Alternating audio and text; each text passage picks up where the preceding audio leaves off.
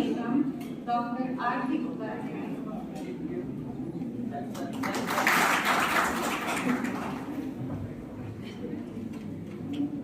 I request Dr. V.K. Verma sir to please welcome our Honorable Secretary sir.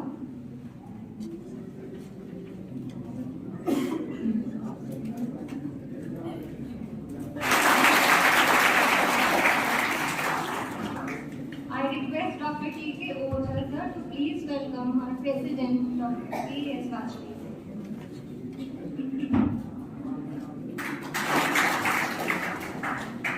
I request Dr. Tripti ma'am to please welcome our respected principal sir. I request Dr. Ashish sir to please welcome HOD sir.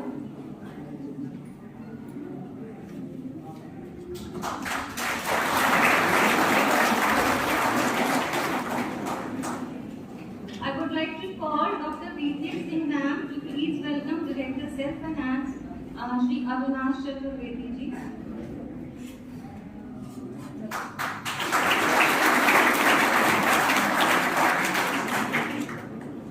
I request Dr. R.C. Dhiman sir to please welcome Director ELLE Dr. Ashok Tiwari sir.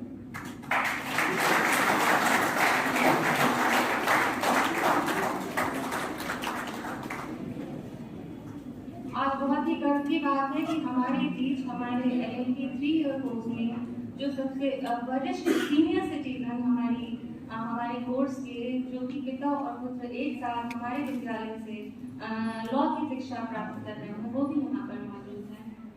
As उनकी 89 years है और इस as में भी वो उतने ही उत्साह से पढ़ते हैं जितने उत्साह से हमारे यंग बच्चे पढ़ते हैं, लॉ की शिक्षा लेते हैं। ये बहुत ही हर्ष का विषय है।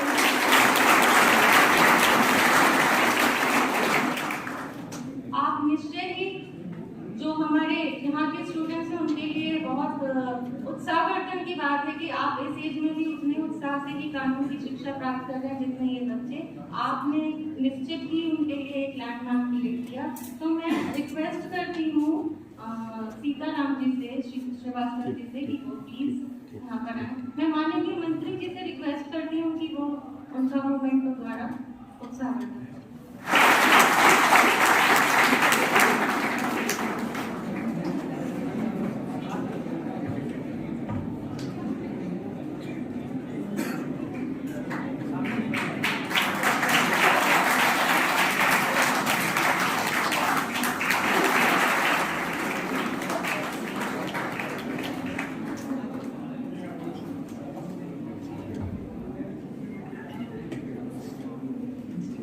इसी श्रृंखला को आगे बढ़ाते हुए मेरा माननीय सचिव जी एवं अध्यक्ष भ्रमण समिति जी से निवेदन है कि वह आज के हमारे मुख्य वक्ता प्रोफेसर R.K. उपाध्याय सर का माल्यार्पण एवं शाल द्वारा स्वागत करें।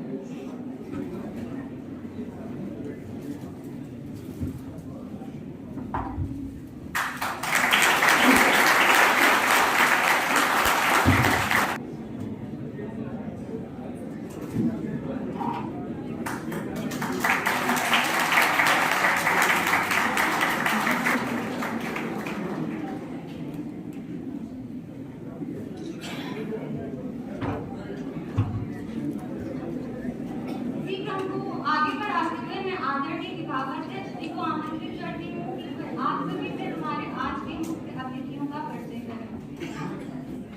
आप सभी को मेरा प्रणाम। आप सभी को संविधान दिवस की बहुत बहुत बधाई। संविधान दिवस के अवसर पर हमारे कार्यक्रम में मुख्य अतिथि के रूप में पधारे माननीय सचिव जी खुद हम लोगों के लिए प्रेरणा स्रोत है। कई बार क्या होता है, मैं बहुत सारा योजना लेके जाता हूँ, सबसे बात करने आधा भूल जाता हूँ। जब उनको काम करते देखता हूँ तो मुझे लगता है कि मेरी उम्र नहीं हुई है काम करने के लिए, तो शुरू किया हूँ। आपका मैं बहुत स्वागत करता हूँ सर। कार्यक्रम की अध्यक्षता कर रहे वाजपेयी सर के सामने मैंने नौकरी शुरू की थी, अभी कर रहा हूँ और कई बार मुझे अकेले में पढ़ाने का भी और घर चलाने का भी टिप्स देते रहते हैं। आपका मैं स्वागत करता हूं सर। प्राचार्य जी जो पूरे इस कार्यक्रम को कैसे संचालित करना है, कहां से वक्ताओं ने क्या विषय रहेगा, मार्गदर्शन करते रहते हैं। प्राचार्य जी का भी मैं स्वागत करता हूँ। जो हमारे मुख्य वक्ता हैं प्रोफेसर राजकुमार उपाध्याय सर, मैं एलएलबी के शिक्षा के दौरान से उनको जानता हूँ और जिस तरह के वो पढ़ने में विद्यार्थी थे उससे बेहतरीन प्रोफेसर हैं। उनके बहुत सारे राष्ट्रीय अंतर्राष्ट्रीय पब्लिकेशन से किताब पब्लिश्ड है ह्यूमन राइट और संवैधानिक विधि पे। आप संविधान और जूरिस्प्रूडेंस के विशेषज्ञ के साथ जूरिस्प्रूडेंस का जो आप क्लास पढ़ाते थे मेरठ यूनिवर्सिटी में, दिल्ली यूनिवर्सिटी का बच्चा आपका क्लास करने आता था। पढ़ाने का आपको बहुत जुनून है, मैं आपका स्वागत करता हूं सर। दूसरे जो मेरे वक्ता हैं आशीष श्रीवास्तव, वो 92 हैं, वो पहुंचने वाले हैं। उनको भी मैं विद्यार्थी जीवन से जानता हूँ। मुझे सौभाग्य प्राप्त है कि लाल में उत्तर भारत में जितने मुझसे बड़े हैं या तो मेरे सीनियर और मुझसे जो छोटे हैं वो अधिकांश मेरे जूनियर। तो आशीष को भी मैं जानता हूँ। आशीष इंटेलेक्चुअल प्रॉपर्टी लॉ का अगर वर्ल्ड वाइड कोई लिस्ट बनेगा एक्सपर्ट का तो उसमें ट्रेडमार्क के एक्सपर्ट में उनका एक नाम होगा। आशीष संवैधानिक विधि के और इंटेलेक्चुअल प्रॉपर्टी लॉ के और मूड कोर्ट का जो मॉडर्न टाइप का मूड कोर्ट एस्टैब्लिश्ड हो रहा है इंडिया में, उसके विशेषज्ञ हैं, वो 92 हैं, पहुंचने वाले हैं। उनका मैं स्वागत करता हूं।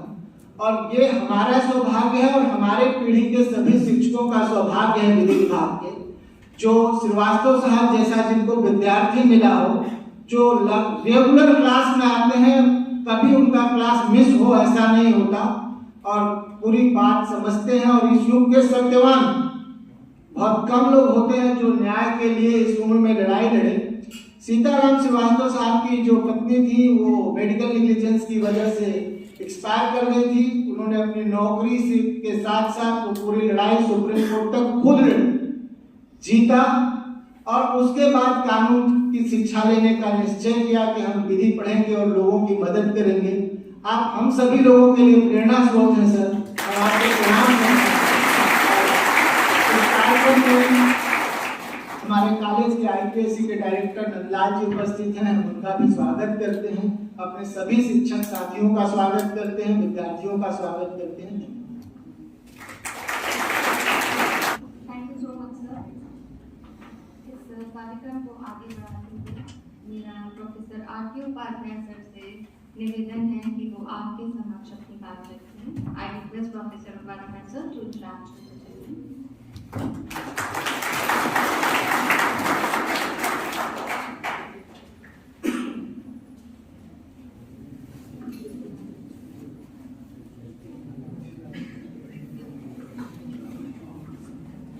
पूरे सभागार को मैं प्रणाम करते हुए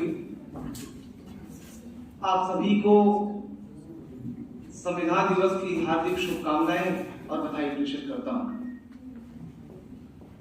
आज के कार्यक्रम के अध्यक्ष माननीय सचिव प्रबंध समिति श्री वीरेंद्र सिंह जी, इस कॉलेज को लंबे समय तक अपनी सेवा देने वाले कर्मवीर भी अगर हमारे साथ है तो मेरा सौभाग्य है। मैं माननीय वाजपेयी सर जी को, प्राचार्य श्री डॉक्टर विपिन जी और हमारे अनुज और इस महाविद्यालय के लॉ डिपार्टमेंट के अध्यक्ष प्रोफेसर जायसवाल जी, देवी जायसवाल जी, सभागार में उपस्थित विद्वज्जन, मातृशक्ति, प्यारे छात्र छात्राएं, आज संविधान दिवस और हम सब जानते हैं कि 26 नवंबर 1949 को देश का संविधान आंशिक रूप से बनकर तैयार हुआ। पूर्ण रूप से 26 जनवरी 1950 को हमने इस संविधान को एडॉप्ट किया, अंगीकार किया। लेकिन संविधान दिवस जो मनाने का निर्णय है भारत सरकार का, वो संविधान शिल्पकार डॉक्टर अंबेडकर जी की 125वीं जयंती पर मनाने का निर्णय लिया गया और तब से लेकर आज तक हम सब 2015 से लेकर आज तक संविधान दिवस के रूप में आज का दिन मनाते हैं। इसके पहले भी हम मनाते थे कि लॉ डे के रूप में मनाते थे, तब संविधान दिवस के रूप में नहीं मनाते थे। अब सवाल उठता है कि संविधान दिवस हम मनाएं क्यों,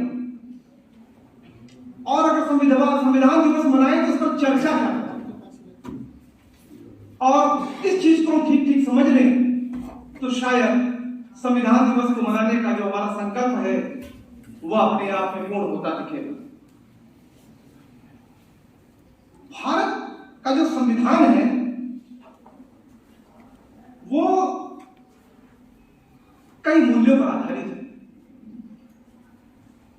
जब उन मूल्यों को आप खोजने जाएंगे भारत के संविधान के प्रावधानों में, तो आपको दिखाई देगा कि जो भारत की संस्कृति है, जो भारत की संस्कृति के मूल्यों के आधार पर जो देश की आजादी की लड़ाई लड़ी गई महात्मा गांधी जी के नेतृत्व में, वो पूरा का पूरा मूल्य भारत के संविधान में, संविधान के प्रावधानों के रूप में पिरो दिया गया है। तो सवाल उठता है कि फिर संविधान के वो मूल्य क्या है? जब आप मूल्य को खोजने जाएंगे तो आपको प्रमुख रूप से 5 मूल्य मिलेंगे जो देश की संस्कृति को भी रिप्रेजेंट करता है, देश की आजादी को भी रिप्रेजेंट करता है और भारत के संविधान को भी रिप्रेजेंट करता है। अगर उन मूल्यों को ठीक ठीक हम समझ लें, अपने आचरण में ढाल लें, तो शायद संविधान का चेहरा भी खिलखिलाएगा और संविधान के अंदर जीने वाले हम सब आप हैं, हमारे चेहरे भी खिलखिलाएंगे। तो हम समझने की कोशिश करें कि वो मूल्य है क्या। वो मूल्य है, मैं एक एक करके मूल्य उठाऊंगा, भारत के संविधान के प्रावधानों में खोजने की कोशिश करूंगा, बताने की कोशिश करूंगा, और अंत में प्रार्थना यही होगा कि उन मूल्यों को हम तो अपने जीवन में संजो लें, तो संविधान दिवस का जो आज दिन है, ये प्रोग्राम है, ये सार्थक सिद्ध होगा। पहला मूल्य है सत्य। गांधी जी के फ्रीडम स्ट्रगल का पहला मूल्य भी सत्य। दूसरा है अहिंसा, तीसरा है स्वराज, चौथा है अंत्योदय और 5वां है सर्वोदय। ये 5 मूल्य हैं। इन 5 मूल्य में फिर फर्दर कैटेगराइज किया गया है संविधान में। आप जब कैटेगराइजेशन करेंगे तो 77 मूल्य मिलेगा। मैं उनमें नहीं जा रहा, मैं इस 5 मूल्य को पकड़ कर चल रहा हूं। इन 5 मूल्य को समझने का प्रयास करेंगे। अगर इन मूल्यों को ठीक ठीक समझ गए, आचरण में ढाल लिए, तो संविधान दिवस हर दिन संविधान दिवस होगा। कोई दिन ऐसा नहीं रहेगा जब आपको संविधान दिवस न हो। हम आते हैं पहले मूल्य पर, सत्य। संविधान को, सत्य जो है ना, संविधान के अंदर का न्याय के रूप में देखा। आपने पढ़ा होगा, the quest of justice is as difficult as the quest of हॉलीवॉट। न्याय की खोज करना उतना ही कठिन है जितना कि पवित्र भगवान की खोज करना। पवित्र भगवान की खोज करते करते न जाने कितने ऋषि मुनि अपने देह को त्याग दिए, कुछ को मिला और कुछ को नहीं मिला, क्योंकि भगवान सत्य का रूप समझा। इसलिए उस सत्य की प्राप्ति जब तक नहीं होगी तब तक न्याय अधूरा है। भारत के संविधान में social, economic and political justice के प्रियम्बल को पढ़िए। Social, economic and political justice has written over there, but the question is how we can get the social, economic, political justice. We can get the social, political and economic justice through the path of सत्य। सत्य के रास्ते से हम पा सकते हैं। उस सत्य को जब तक हम नहीं खोज कर लेंगे तब तक न्याय की कल्पना करना बेमानी है। इसलिए मैं आपको उदाहरण के रूप में समझाता हूं। आप जब एडवोकेट बनकर जाएंगे न्यायपालिका में, तो कोई भी केस अगर आपके सामने आता है तो 2 पक्षकार आपके सामने होंगे। अगर एक पक्षकार कोई बात कहता है और किसी तथ्य को छुपाता है, तो स्वाभाविक तौर पर दूसरा वकील उसे छोड़ेगा नहीं। वो उस पक्ष को उठाएगा, उस बात को उठाएगा जिसको दूसरे पक्षकार ने छुपा लिया है। और इस तरह से करते करते करते करते एक समय न्यायालय के सामने, न्यायपालिका के सामने, जज के सामने उन तथ्यों को रख देता है जो सत्य पर आधारित। और जब सत्य सामने आ जाता है तो न्यायपालिका को, न्यायालय को न्याय करने में देरी नहीं होती। आपने किंग सॉलोमन का कहानी सुना होगा, जहां दो महिलाएं रोते रोते आती हैं एक बच्चे को लेकर और कहती हैं ये बच्चा हमारा है। अब सॉलोमन के सामने तो ये समस्या थी कि वो कैसे प्रूव करे कि सब बच्चा किसका, उसमें डीएनए टेस्ट भी नहीं था। लेकिन न्याय के रूप में जब आप काम करते हैं, अधिवक्ता जब काम करता है तो उसके पास हजारों टूल होते हैं सत्य को सामने लाने के लिए। और जब सॉलोमन को लगा कि अब न्याय नहीं दिखता होता दिख रहा है तो वो तलवार उठाते हैं, कहते मैं काट कर बच्चे को आधा आधा बांट देता हूं, दोनों बच्चे को ले लो। बच्चे की जो रियल मदर थी वो रोने लगी, चिल्लाने लगी, ना ना ना मत काटो, बच्चे इसी को दे, बच्चा इसी को दे दो, कम से कम बच्चा मेरा जिंदा तो रहेगा। सत्य की खोज हो चुकी थी, क्योंकि कोई मां अपने बच्चे को मरते हुए नहीं देखना चाहती। किंग सॉलोमन के लिए आसान हो गया, सत्य यही है कि मदर इसकी ये है, इसलिए न्याय यही कहता है कि बच्चा इस मदर को मिलना चाहिए जो वास्तव में रोती है, जिसने बच्चे को कटने से बचाए। तो मैं समझता हूं आप अधिवक्ता होने वाले हैं, सत्य की खोज की बड़ी जिम्मेदारी आपका होने वाली है। इसलिए इस जिम्मेदारी को, इस मूल्य को अगर हम समझकर चलेंगे तो निश्चित तौर पर मानकर चलिए कि संविधान अपने रूप में खुश होता हुआ दिखेगा, हम और आप खुश होते हुए दिखेंगे, लोगों को न्याय मिलता हुआ दिखेगा। दूसरी ओर कॉलेज में प्रिंसिपल साहब के पास अगर बच्चे चले जाएं कि सर फला स्टूडेंट ने हमें पीटा, फला स्टूडेंट हमें शिकायत है, जो भी शिकायत है, ये शिकायत है, वो शिकायत है, या किसी टीचर के बारे में कोई बात कहने जा, प्राचार्य जी क्या तुरंत उसको पनिशमेंट देते हैं? नहीं, वो पहले सत्य की जानकारी लेंगे, तब न्याय तक पहुंचने का प्रयास करेंगे। इसलिए न्याय प्राप्त करवाने के लिए गांधी जी का जो आंदोलन सत्य से चला था, उस सत्य का आंदोलन अभी तक जारी है। इसकी जिम्मेदारी हम पर, आप पर, सब पर अभी तक है। इसलिए उस सत्य की खोज की तरफ हम लगातार बढ़ते रहें, जिसकी संकल्पना भारत के संविधान में की गई है, न्याय। दूसरा है अहिंसा। अब अहिंसा हमारा जो कल्चर है, अहिंसा परमो धर्मः कहा गया, ये हमारी संस्कृति का है, अहिंसा परमो धर्मः। एक श्लोक है कि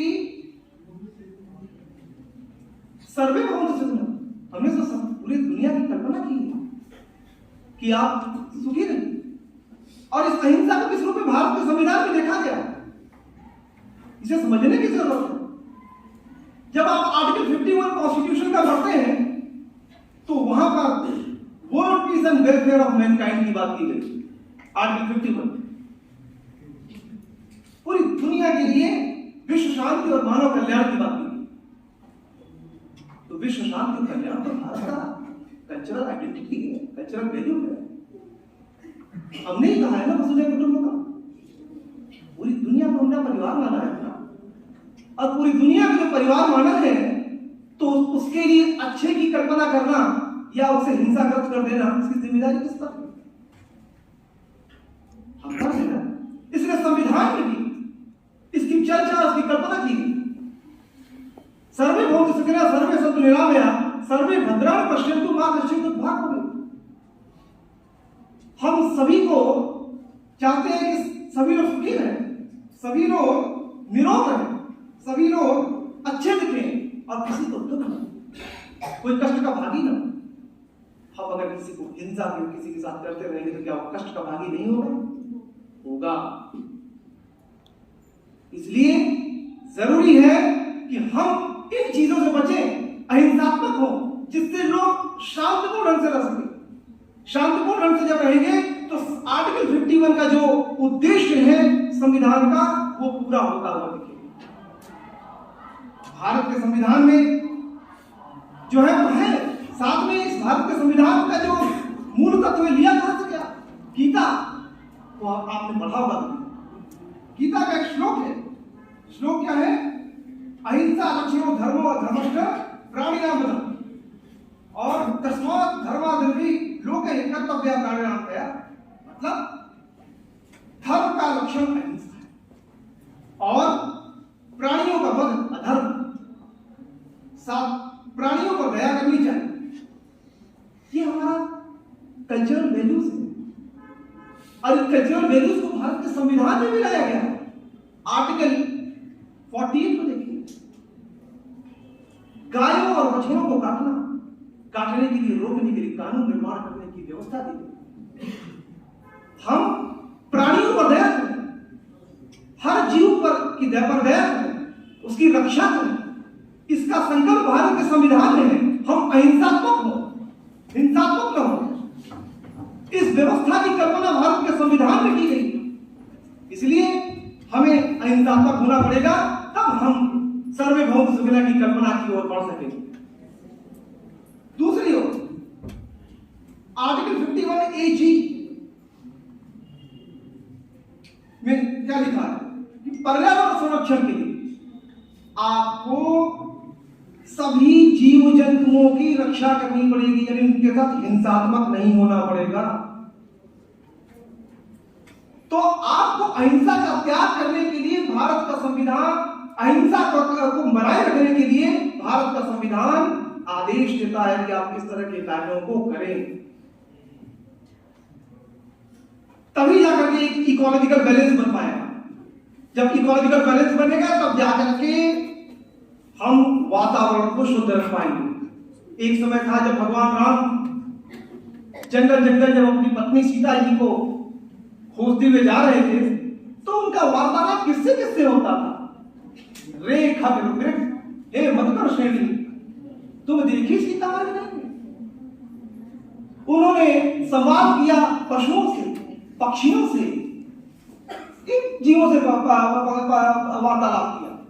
हम उस जमाने में थे, उस दौर में थे जहां वार्तालाप सीधा करते थे पशु पक्षियों से।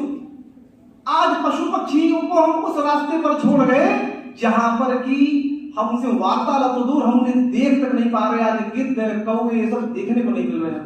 इकोलॉजिकल बैलेंस हमने बिगाड़ रखा है सिस्टम में, जो कि संविधान की बात है। इतने हम हिंसात्मक हो गए कि वो हमारे पास आने को भी तैयार नहीं है। इसलिए हमें जरूरी है कि हम हिंसात्मक न हो।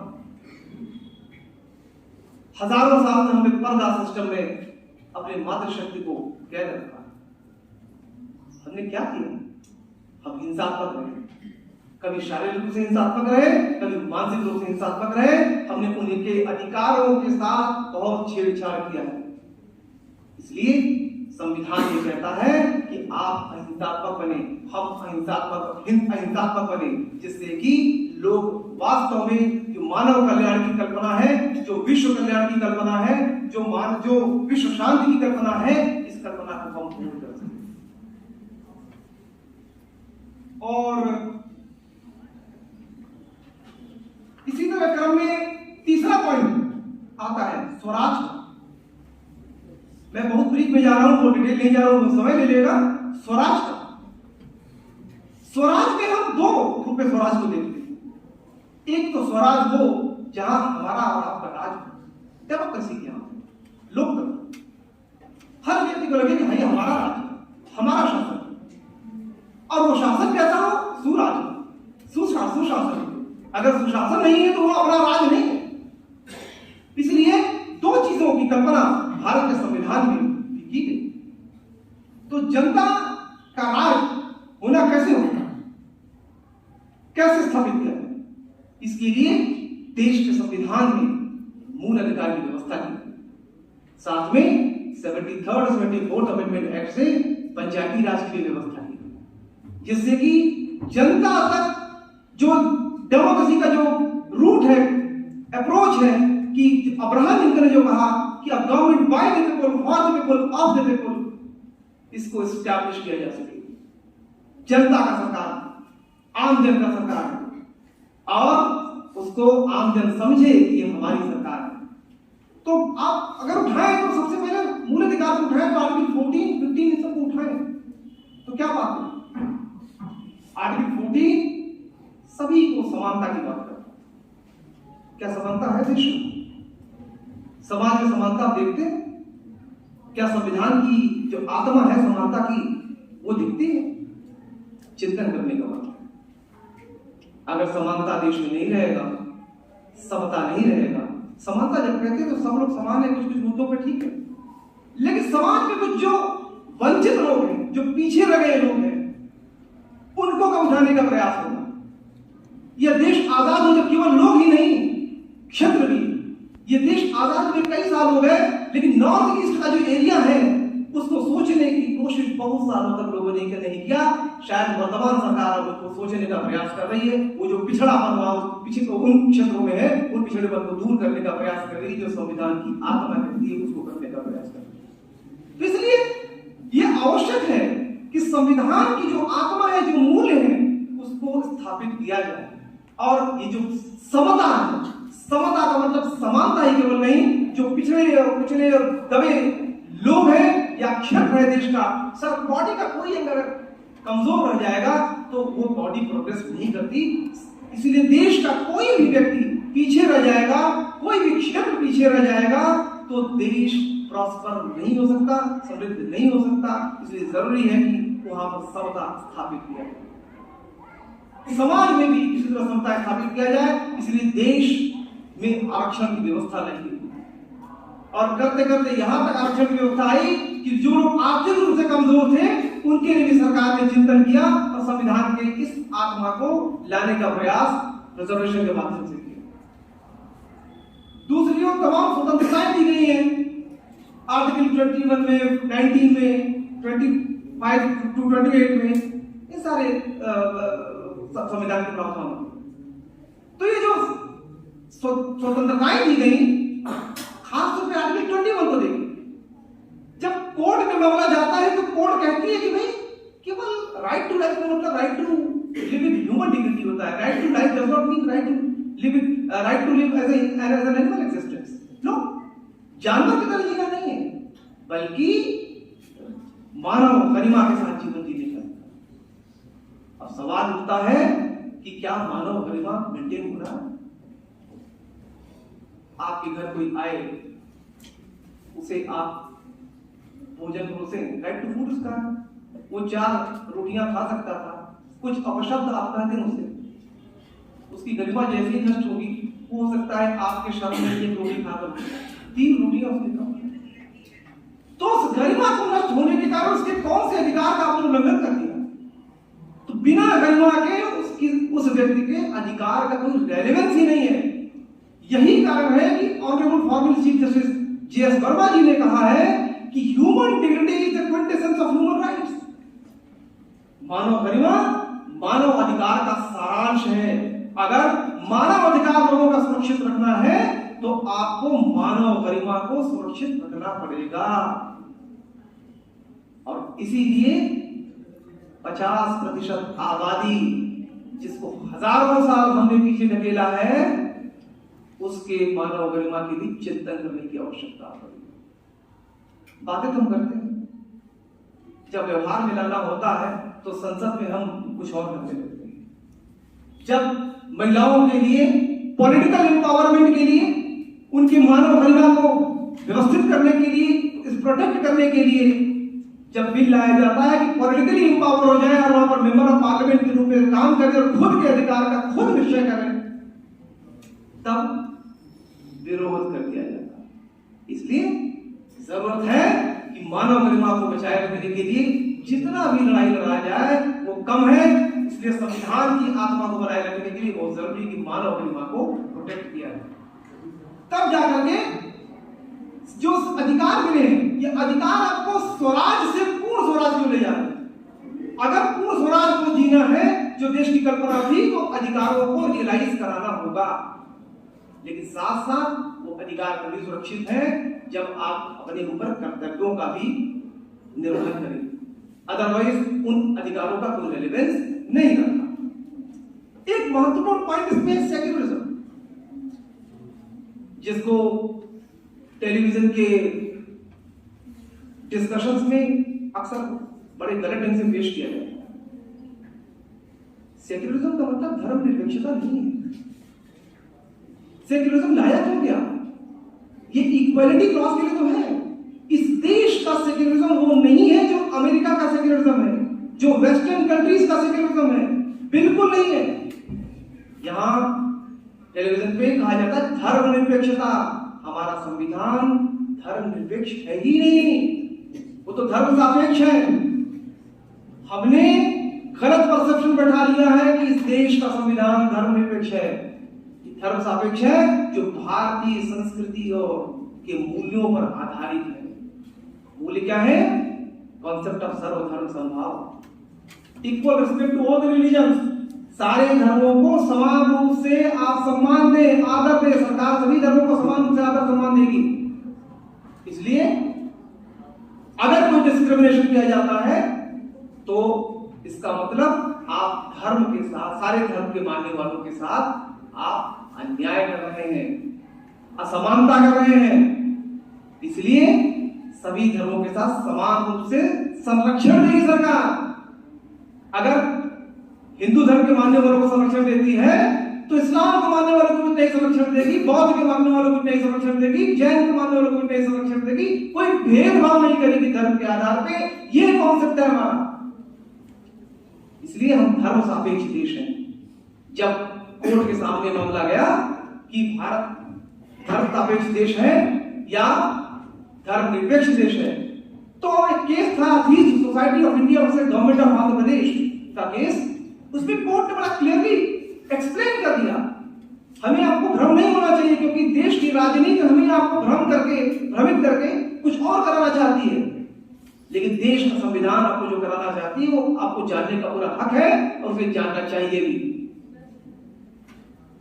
कोर्ट ने कहा कि आप आर्टिकल 1 को पढ़िए, देश के संविधान के आर्टिकल 1 को पढ़िए। उसमें लिखा है India that is Bharat shall be union of states. Court ने कहा the existence of India is dependent on the existence of Bharat. India का अस्तित्व भारत पर टिका है। तो भारत क्या है? फर्दर एक्सप्लेन करती है कोर्ट कि भारत मींस, वो साउथ इंडियन थे, भारत मींस भा प्लस रथ को रथी लिखा हुआ है, रथी रथ। रथ मींस भा मींस उनका भा मतलब भा स्टैंड्स फॉर भगवान, गॉड, अल्लाह, जीसस, जो क्राइस्ट, जो कहिए आप, भगवान। एंड अदर रथ मींस जिसे अध्ययन रथ, पढ़ने के प्रति डिवोटेड होना, डिवोशन, समर्पण। इस देश की जनता जो भगवान के प्रति, अल्लाह के प्रति, जीसस के प्रति, जो बौद्ध वाले बुद्ध के प्रति, सबके प्रति समर्पित हो, जहां जिसके ब्लड में रिलीजन भरा पड़ा हो, भगवान भरा पड़ा हो, हम उसे धर्मनिरपेक्ष बनाने के लिए बनाना चाहेंगे तो वो कुछ ऐसा ही होगा जैसे हम इंजेक्शन लगाते हैं बॉडी से और ब्लड को निकालते हैं। और आपके बॉडी से अगर ब्लड को निकाल लिया जाए तो क्या आप जीवित रहेंगे? नहीं रहेंगे। इसलिए इस देश की जनता से धर्म को छीना नहीं जा सकता। इसीलिए भारत का संविधान धर्म सापेक्ष है, धर्मनिरपेक्ष नहीं है। बस अंतर सिर्फ इतना ही है विदेशों के और भारत के संविधान में कि भारत एक ऐसा देश है जो जब धर्म, सारे धर्मों को सपोर्ट करेगा, सारे धर्मों का संरक्षण करेगा, उसमें कोई भेदभाव नहीं करेगा। इसलिए इक्वालिटी, समता, जिसे समानता भी हम कह लेते हैं, वो भारत के संविधान के पूर्ण स्वराज को पाने का एक रास्ता है। और पूर्ण स्वराज अगर पाना है तो समता को, इक्वालिटी को मेंटेन करना जरूरी है। और रूल ऑफ डेमोक्रेसी, लोकतंत्र, आज जो सरकार की ओर से जो आया है कि आप संविधान दिवस लोकतंत्र के मूल्यों के रूप में आप डिस्कस करें, तो इस देश की डेमोक्रेसी, जनता जिससे बनकर सरकार चुनकर जाती है, अगर उसके हितों की रक्षा नहीं होगा तो क्या संविधान जीवित रहेगा? नहीं जीवित रहेगा। इसलिए जरूरी है कि लोकतंत्र को जितना मजबूत किया जाए, जितना ताकतवर बनाया जाए, उतना अच्छा होगा। अगर कहीं कोई खामियां है इलेक्शन प्रोसेस में, उसे दूर दूर करने की जरूरत है, जिससे कि इस देश की जनता लोकतंत्र में, जब आप लोकतंत्र की बात करता हूं तो आपके सारे अधिकारों की रक्षा, साथ में आप अपने रिप्रेजेंटेटिव को जो चुनते हैं उस सही रिप्रेजेंटेटिव को चुनने का अधिकार आपको मिलता है, और अपने सही रिप्रेजेंटेटिव को आप चुनकर भेजेंगे तो सत्य की विजय होगी, और वही सत्य जिसको लेकर हम प्रारंभ से चले हुए। इसलिए ये जरूरी है कि डेमोक्रेसी में जनता के जो अधिकार है, जनता के जो अधिकार है, चाहे वो किसी प्रकार के अधिकार, उसको सुरक्षित रखा जाए, जिससे कि पूर्ण स्वराज को बन सके और भारत के संविधान की आत्मा को पूर्ण कर सके। रूल ऑफ लॉ, सवाल उठता है कि इस देश में कानून का राज हो या किसी व्यक्ति का राज हो? राजतंत्र तो है नहीं। देश के आजाद होने के पहले इस देश में कई देश थे, कई पटियाला नरेश थे, तो कई बनारस नरेश थे, कई अवध नरेश थे, अलग अलग नरेश, अलग अलग राज, अलग अलग शासन, अलग अलग देश। तो सवाल उठता है कि क्या इस तरह के देश में हम रहे, क्या एक व्यक्ति का शासन चले या कानून का शासन चले? क्योंकि अलग राजाओं का होगा तो वो एक फॉर्मूला है, king can do no wrong, राजा कोई गलती नहीं करता, वो तो मर्डर करेगा और कहेगा murder committed by the king shall not be wanted to be murder, मुंह से निकली बात उसके कानून हो जाएगा, वो मर्डर होगा नहीं। तो इसलिए जरूरत है कि रूल ऑफ लॉ एस्टैब्लिश। सवाल उठता है कि काशी विश्वनाथ टेंपल और बाबरी वो ज्ञानवापी मॉस्क का झगड़ा किस रूप में आप इसको निपटाना चाहते हैं? क्या घर झगड़ के निपटाएं या कानून के रास्ते से निपटाएं? सवाल ये, आज जब राम मंदिर और मॉस्क का जब डिस्प्यूट था, बहुत दबाव सरकार पे डाला गया कि आप कानून बना करके आप एक पक्ष को दे दीजिए। सरकार नहीं झुकी, सरकार कह नहीं, हम जो प्रोसेस है रूल ऑफ लॉ का उसको हम फॉलो करेंगे। जिस जैसे ही सरकार अगर एक पक्ष को देती, सेक्युलर आइडियोलॉजी इस देश का बिगड़ जाता। इसलिए सरकार ने रूल ऑफ लॉ को फॉलो किया और कहा जो न्यायालय निर्णय देगी हम उसे मानेंगे, इस देश की जनता को भी मानना पड़ेगा। और शायद ऐसा करके देश की सरकार ने संविधान की आत्मा को तो बचाया ही, इस देश के जो लोग हैं उनके अधिकारों को भी बिना लड़ाए सुरक्षित रखा। इसलिए बहुत जरूरी है कि हमें समझना होगा कि पूर्ण स्वराज के लिए रूल ऑफ लॉ लागू है, अन्यथा की दिशा में might is right will be the further rule, जिसकी लाठी उसकी भैंस चलेगी। क्या आप ये चाहते हैं? बिल्कुल नहीं। इसलिए देश के संविधान की मांग है कि पूर्ण स्वराज के लिए इन तत्वों का होना बहुत जरूरी है। और अंत में अंत्योदय से रास्ता निकलता है जो सर्वोदय की ओर जाता है। हम तो टीचर हैं और टीचर होने के नाते हम इसको बहुत करीबी से समझते हैं। हमारे क्लास में जो अंतिम पायदान पे बैठा हुआ बच्चा है, जब क्लास में हम लोग होते हैं, हम क्लास लेते हैं सर, तो हम ये देखते हैं कि किसका मस्तिष्क कितना ज्यादा सिकुड़ा हुआ है। लग जाता है कि वो बच्चा हमारा सब्जेक्ट नहीं समझ पा रहा, ये हमारा बच्चा सब्जेक्ट नहीं समझ पा रहा, ये अंतिम पायदान का बच्चा है जिसको हम सब्जेक्ट नहीं समझा पा रहे। तो अंत्योदय का कॉन्सेप्ट यही है कि जो अंतिम पायदान पे पीछे बैठा हुआ बच्चा है या समाज में पिछड़ गया है, उसको कैसे हम आगे उठाएं, उसको हम कैसे आगे बढ़ाएं। हमने थोड़ी देर पहले कहा कि अगर नॉर्थ ईस्ट का एरिया अगर पिछड़ जाएगा तो देश प्रोग्रेस नहीं करेगा। वो अंतिम पायदान पे बैठा हुआ एरिया है, अगर उसे हम उठाएंगे नहीं तो नहीं देश उभर पाएगा। इसलिए अंतिम पायदान पर बैठा हुआ व्यक्ति, गांधी जी का मत यही था, अंतिम पायदान पर बैठे हुए व्यक्ति को अगर हमने मेहनत करके प्रयास करके उसे हम आगे की पंक्ति में खड़ा कर देते हैं तो देश का प्रोग्रेस, संविधान का प्रोग्रेस उसी में छुपा हुआ है। और अगर अंतिम पायदान पर बैठा हुआ व्यक्ति आगे आता है तो वहीं से रास्ता सभी की पायदान, सभी के उदय का होता है। एक व्यक्ति का उदय जो होता है तो उससे सभी व्यक्ति का उदय होता है, सभी व्यक्ति आगे बढ़ते हैं, सबका विकास होता है, सर्व विकास होता है, जिसे हम सर्वोदय कहते हैं। एक छोटा सा उदाहरण ले लेते हैं। मान लीजिए कि परचेसिंग कैपेसिटी हमारे सोसाइटी में जो गरीब है, बहुत निचले तबके के हैं, नहीं है, उनके पास पैसा नहीं है, परचेसिंग कैपेसिटी कमजोर। अगर उनकी परचेसिंग कैपेसिटी भारत सरकार कुछ प्रयास करके अगर 100-200 रुपया या 300 रुपया रोज भी कमाने का बना दे तो वो 300 रुपए घर में रखकर तो नहीं रखे बैठे थे, उस 300 रुपए से कुछ खरीदारी करें। जब वो खरीदारी करेंगे तो स्वाभाविक तौर पर जो भी गुड्स है वो बिक्री होगी, तो बिक्री की मात्रा जो गुड्स है वो ज्यादा बिकने लगेगी। ज्यादा जब बिकेगी तो प्रोडक्शन बढ़ जाएगा। जब प्रोडक्शन बढ़ जाएगा तो नेचुरली जो प्रोडक्शन करने वाला व्यक्ति है वो निचले बाजार में नहीं बैठा है, वो ऊपर के बाजार में बैठा हुआ व्यक्ति है, उसको भी प्रॉफिट होता है। तो यूनिट, एक इकाई को हम जब आगे बढ़ाते हैं तो जो 100 पे बैठा हुआ व्यक्ति है उसके आगे तो 0 ही निकल लगा है, 100, वो यूनिट सही बना है। उसी यूनिट के सहारे वो 00 लगने वाला व्यक्ति, उसको भी फायदा होता है।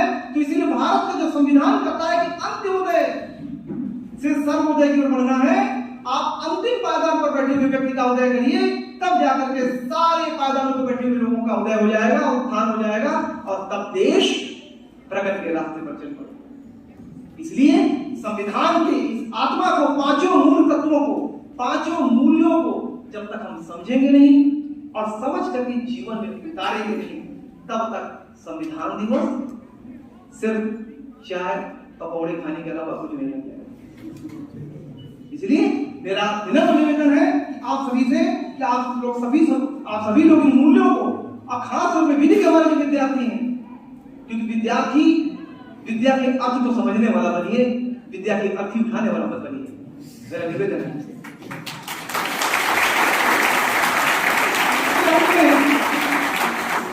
आज के पावन दिवस पे लास्ट में मैं यही कहना चाहूंगा कि भारतीय जीवन मूल्यों पर आधारित स्वतंत्रता संग्राम से होकर संविधान के उच्च मानदंडों का सम्मान तथा पालन करने की कोशिश करें, तो यह देश संविधान निर्माताओं के प्रति सच्ची श्रद्धांजलि है।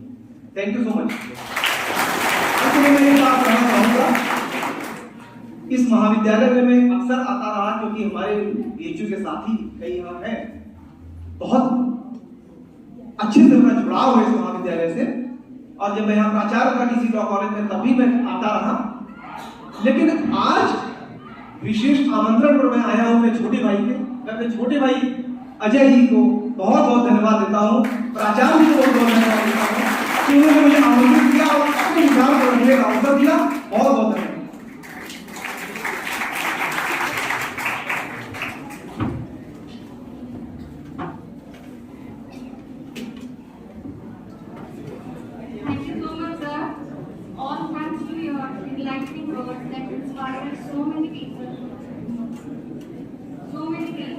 Present here.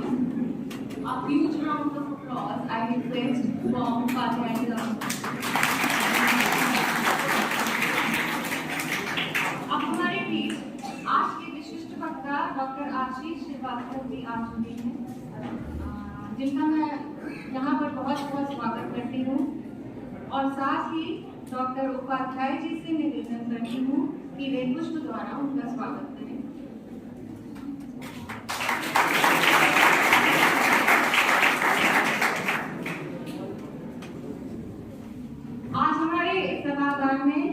महाविद्यालय के IQAC के डायरेक्टर डॉक्टर नंदलाल जी मौजूद हैं, जिनके स्वागत के लिए मैं डॉक्टर आरसी प्रधान को आमंत्रित करती हूँ।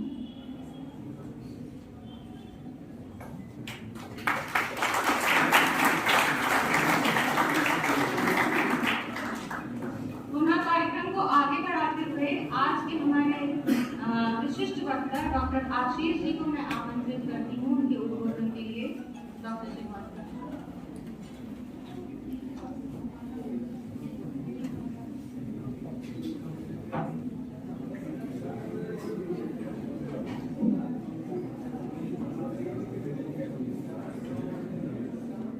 परमादरणीय अध्यक्ष प्रबंध समिति,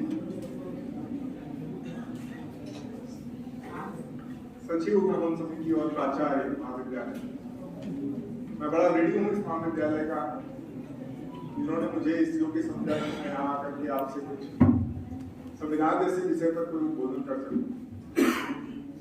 इतने साल के मुख्य वक्तव्य के बाद एक विशिष्ट वक्ता के तौर पर संविधान से विशाल विषय पर कुछ भी विचार रखना बड़ी ही कठिनाई का कार्य है मेरे लिए। लेकिन क्योंकि खुद मैं काशी हिंदू विश्वविद्यालय जैसे संस्था का विद्यार्थी रहा हूं और संविधान में मेरी खुद बड़ी गहरी आस्था है, इसलिए मेरी पूरी कोशिश होगी कि इस विषय के साथ न्याय कर सकूं, आप लोग समझ सकें, मुझसे कुछ पा सकें। हम ये देख सकते हैं कि भारतीय संविधान जिस तरह की परिस्थितियों में बनाया गया और पिछले 80-90 सालों से जिस तरीके का अभ्यास संविधान का हम कर रहे हैं, 140 करोड़ जनता की जनराशि के साथ, वो आसान काम नहीं। संविधान निचोड़ है सभी अच्छी बातों का, ऋग्वेद के उस मूल्य वाक्य का, कोनो भद्रा करो यंतु विश्वता, let noble thoughts come to us from every side. हम बड़े ही खुले भाव से, मुक्त मन से इस विश्व की सभी महान विभूतियों द्वारा दिए गए सभी योगदानों को अपने संविधान में आत्मसात किए और एक बहुत अच्छा संविधान बना करके भारत में हमारे सभी संविधान निर्माताओं ने रखा। अगर आप संविधान जैसे विषय का अध्ययन करें तो बड़ी छोटी सी बात है जो हमें नहीं समझ में आती कि भूगोल का बड़ा एक कारण है संविधान के बनने। ये बात बड़ी देर में समझ में आती कि भूगोल आपका जैसा होगा संविधान वैसा ही होगा। और जब आप गूगल पर भारत खोजते हैं तो बड़ी खूबसूरत सी एक इमेज भारत की बनकर के नजर आती है, जिसमें आप देखिए जहां बैठे हुए हैं सबसे उर्वर गंगा का मैदान, दोआब, नीचे आप देखिए पठार, फिर आपके पास बहुत बड़ी तटवर्ती एरिया जिसको कह सकते हैं, उतना बड़ा कोस्टल लाइन शायद ही किसी देश के पास हो। आपके पास कच्छ जैसा एक रण भी है, हिल आप देख सकते हैं, हिमालय जिसकी सभी लोग मिसाल देते हैं। इतनी विविधता के कारण आप जानते हैं ये जो जैव विविधता है, बायोलाइफ है, ये हम सब में भी विविधता लाई, बहुलवाद लाई और ये स्थापित करता है प्लूरल सोसाइटी। तो बहुलवादी जो तंत्र होगा वो नेचुरली प्राकृतिक रूप से आपस में संघर्ष रखेगा, उसके अपने हित होंगे जो प्रतिस्पर्धी होंगे और ऐसा रहा है, रहेगा भी। उसमें सामंजस्य बना करके हम सभी को बांध करके जो रखता है वो है संविधान, जो उसकी नेचुरल लिटरल मीनिंग है कॉन्स्टिट्यूएरी, लैटिन शब्द से निकला हुआ है बांध करके रखने वाला। और उसमें बहुत सारी क्रांतियों के परिणाम स्वरूप जो मूल्य अपनाए गए, जिनका अभी उद्बोधन हमारे मुख्य वक्ता जी ने किया, मैं उनका ऋणी हूं, इतना सुंदर व्याख्यान हम सबको सुनने को मिला। मानवीय गरिमा, समता, स्वतंत्रता, भाईचारा, बंधुता और बहुत ही महत्वपूर्ण सिद्धांत विधि का शासन, शक्ति पृथक्करण का सिद्धांत, ये सभी जगह से हमने आत्मसात किया। और उसमें हमारे अपने भारतीय चिंतक, खासतौर पर टैगोर जी, जिनकी मूल परिकल्पना है, अगर आपको पता हो, सार्वभौमिकतावाद, सौंदर्यवाद, हम सभी इस विश्व के नागरिक हैं, जो मूल इस भाव पर आधारित है, अयं निज परो वेत्ति गणना लघुचित सा, उदार चेता नाम तो वसुधैव कुटुंबकम। और इसी भाव के साथ जब भारत को आप आगे बढ़ता हुआ देखते हैं तो निश्चित तौर पर आपको गर्व होता होगा कि भारत न केवल अपनी समस्याओं से पार पाने की कोशिश कर रहा है, वरन वैश्विक समस्याओं पर भी पूरा प्रयास कर रहा है कि वो दूर हो। और ये हम देख सकते हैं, बहुत सारे प्रयास आपको दिखाई पड़ रहे हैं। G20 में भारत का अध्यक्ष बनना, बहुत बड़ी महामारी कोविड की दवाएं उपलब्ध करा पाना, तो ये सभी ये दर्शाता है कि मूल रूप से हम सभी आपस में परस्पर समन्वय और सहयोग के साथ कार्य कर रहे हैं। अगर आप भारतीय संविधान के अभ्यास को देखें और 3-4 जो बड़े महान विचारक रहे हैं जिन्होंने काफी अच्छा काम किया, हम सभी विधि के विद्यार्थी के तौर पर जानते हैं, ऑक्सफोर्ड महाविद्यालय में एक विषय के तौर पर पढ़ाया जाता है भारतीय संविधान का प्रवर्तन, और उसके एक बहुत बड़े प्रोफेसर रहे, हम सभी जानते हैं उनके बारे में, ग्लेन गिले ऑस्टिन साहब। और उनकी 2 बड़ी किताबें जो सभी बच्चों को पढ़नी चाहिए, भारतीय संविधान नींव का पत्थर, कॉर्नरस्टोन ऑफ नेशन, और दूसरी किताब है वर्किंग ए डेमोक्रेटिक कॉन्स्टिट्यूशन। ये दोनों पुस्तकें एक विधि के विद्यार्थी को समझाती हैं कि संविधान निर्माताओं का मूल उद्देश्य क्या था भारतीय संविधान बनाते समय, और कैसे उस समय के परस्पर प्रतिस्पर्धी संघर्षों को ध्यान में रख करके उन्होंने इतनी सुंदर रचना आपके सामने रखी, जिनमें लगभग सभी कुछ आपको मिलता है जो उस वैश्विक परिवेश में हम सब ने बड़े ही लंबे संघर्ष के बाद पाया। और दूसरी रचना जो उनकी है वर्किंग ए डेमोक्रेटिक कॉन्स्टिट्यूशन, वो हमारा संघर्ष दिखाती है कि कैसे हमने अगले 75, अगर आप पूरा 80 साल का इतिहास दें तो 25 साल का संघर्ष आप देखते हैं, वो ये दिखाता है कि मूल भाव संविधान का क्या है, और उसके बाद के 70 साल की जो जैविक प्रक्रिया है वो परस्पर प्रतिस्पर्धी संघर्षशील हितों में समन्वय का कार्य है, और वो प्रयास निरंतर जारी है। एक समावेशी सर्वाधिकारवादी समाज बनाने की प्रक्रिया धीमी होती है, उसे आप तेज नहीं कर सकते, क्योंकि हम एक प्रजातांत्रिक देश हैं, और प्रजातांत्रिक मूल्यों पर आधारित समाज में बदलाव रूपांतरण धीमे धीमे ही होता है। उसके अपने उपस्कर हैं, शिक्षा उसका एक बहुत बड़ा उपकरण है रूपांतरण का, और इसी रूपांतरण से हम एक बहुत बेहतर समाज बनाने की ओर। मौलिक अधिकार अगर आप देखें तो मौलिक अधिकारों के प्रवर्तन के लिए हमने अनुच्छेद 32 और 226 ये दो मूल तत्व रखे, क्योंकि हमने जब कहा कि मानवीय गरिमा होगी, स्वतंत्रता होगी, समता होगी, तो कैसे सुनिश्चित किया जाएगा, कौन सुनिश्चित करेगा इसे। इसीलिए हमने एक बहुत महत्वपूर्ण अंग बनाया शासन का, वह न्यायपालिका। और अनुच्छेद 142 अगर आप देखेंगे संविधान में तो कहता है हमारी जो उच्चतम न्यायपालिका है कुछ भी कर सकती है संपूर्ण न्याय देने के लिए। ये शब्दावली लिखी हुई है, Supreme Court can do anything to do complete justice. और बहुत बड़े सवाल अयोध्या जैसे आप देख रहे हैं, वो हमने 400-500 साल की जो लड़ाई हमारी है उसको हमने सुलझाया अपनी न्यायपालिका के द्वारा। तो ऐसी बड़ी लड़ाइयों के लिए हमने बहुत बड़े उपकरण तैयार किए हैं इस संवैधानिक दस्तावेज, और निरंतर आप अगर देखिए तो वो प्रयास जारी है। हर साल 4-5 बड़े महत्वपूर्ण निर्णय जिसके द्वारा सामाजिक कुरीतियों को दूर करने का प्रयास किया जा रहा है, एक समावेशी सर्वाधिकारवादी समाज बनाने का प्रयास किया जा रहा है। हमारी चुनौतियां दिन ब दिन बढ़ रही हैं। चुनौती है दवाओं की, चुनौती है शिक्षा की, चुनौती वही सामान्य आधारभूत ढांचे की है जो कल की। आधारभूत ढांचा जो बनाया गया 1930 में, 1950 में, वो पुराना पड़ रहा। उस आधारभूत ढांचे को हटाना होगा, नया लाना होगा। अकेले भारत को 2030 तक 2.5 ट्रिलियन डॉलर की जरूरत है, लेकिन ये जो निवेश हम लाएंगे और निवेश जिसमें करेंगे वो आपकी पारिस्थितिकी के अनुकूल होना चाहिए। जो हमारे बड़े भाई कह रहे थे कि हमारा इकोसिस्टम जो बनने जा रहा है वो इस पर्यावरण का कितना ध्यान रखेगा। इस प्रॉफिटियरिंग, मुनाफाखोरी या प्रॉफिट मैक्सिमाइजेशन के युग में कैसे आप अपने पर्यावरण का ध्यान रखें। और ये अगर आप देखिए तो ये मूल भाव भाग 3 और भाग 4 में हमने रखा। आपके सामुदायिक जीवन कितना सुंदर हो, ये भाग 4 बताता है।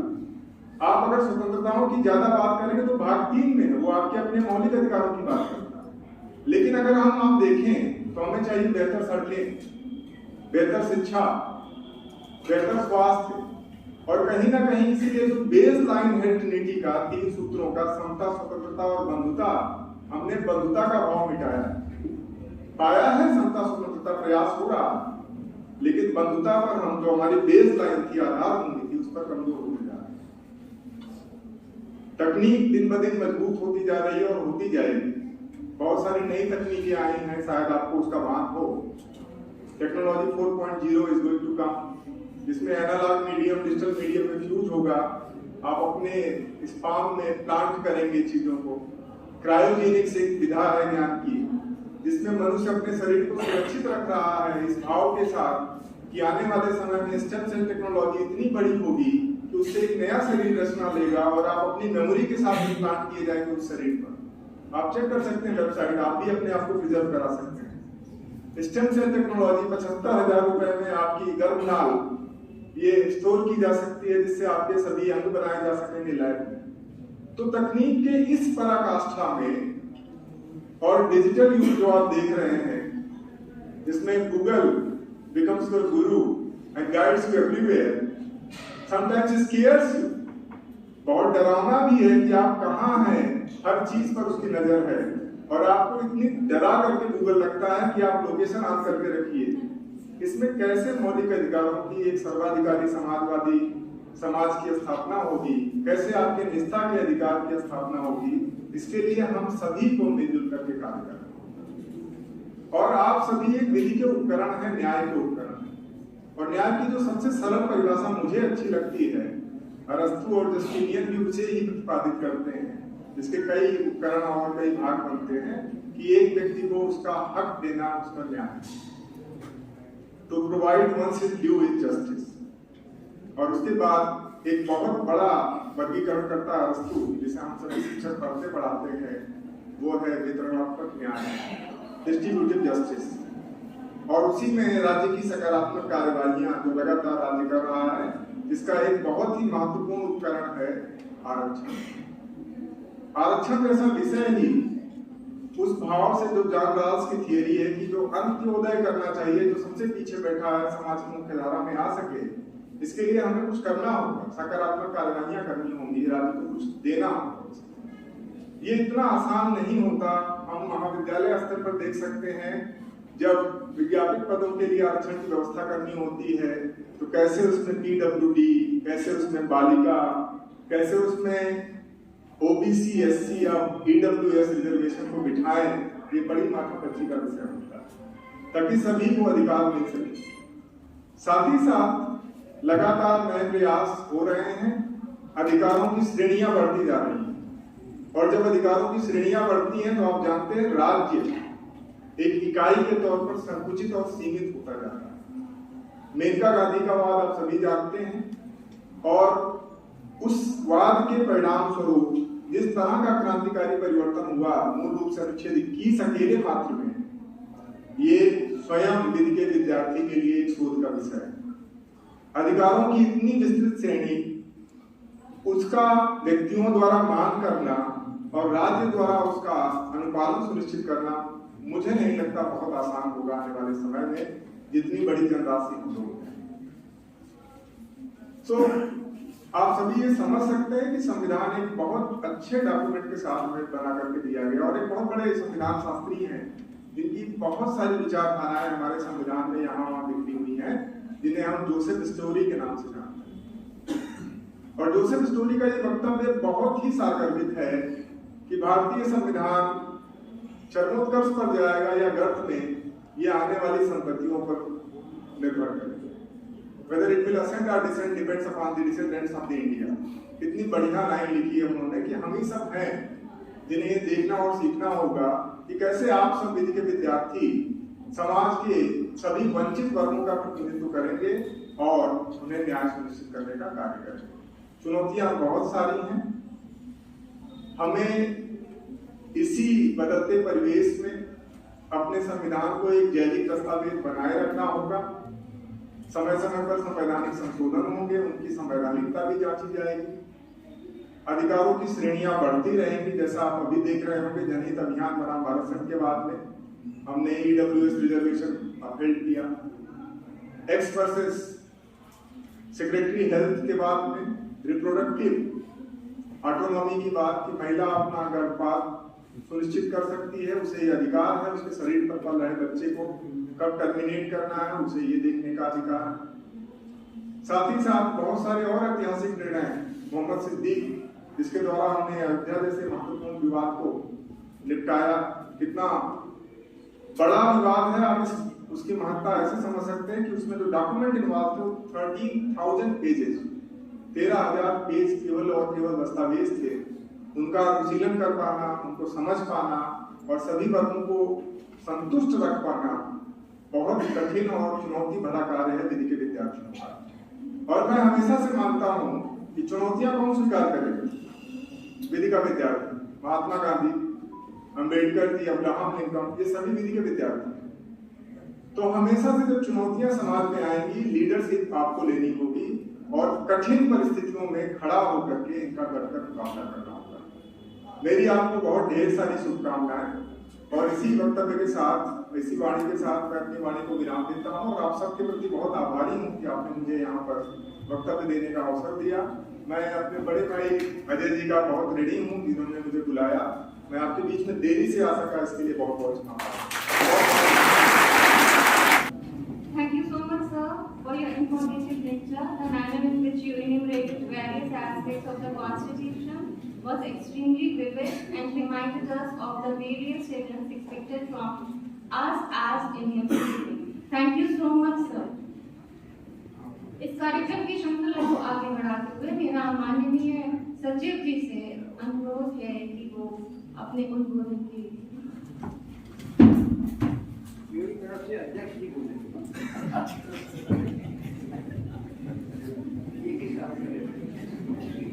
अध्यक्ष जी से मेरा निवेदन।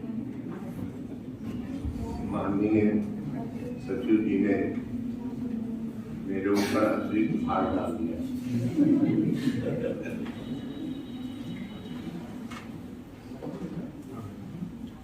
हमारे महाविद्यालय के विधि विभाग द्वारा संविधान दिवस पर आयोजित व्याख्यान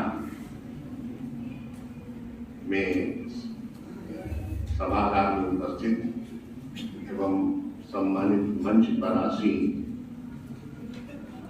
हमारी मातृ संस्था श्री ब्रह्मावर सनातन धर्म महामंडल, जिसके तत्वावधान में ये महाविद्यालय संचालित है,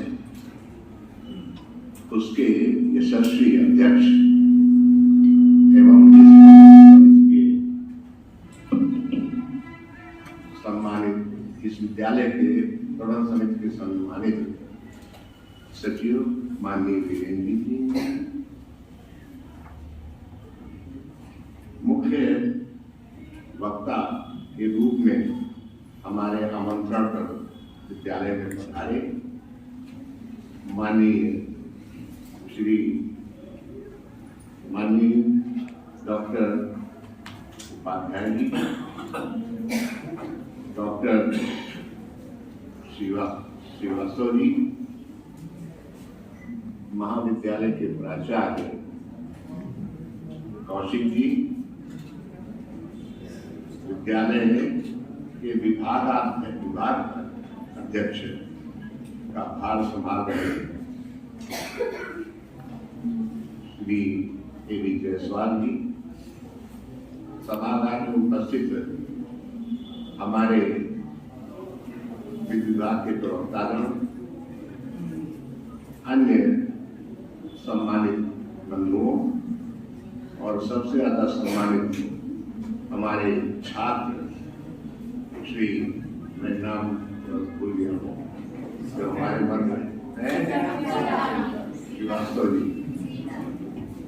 मैंने श्रीवास्तव साहब यहाँ पर 40 वर्ष अध्यापन कार्य किया है और ये शायद मेरा दुर्भाग्य होगा कि मैं आपका शिक्षक नहीं बन सका।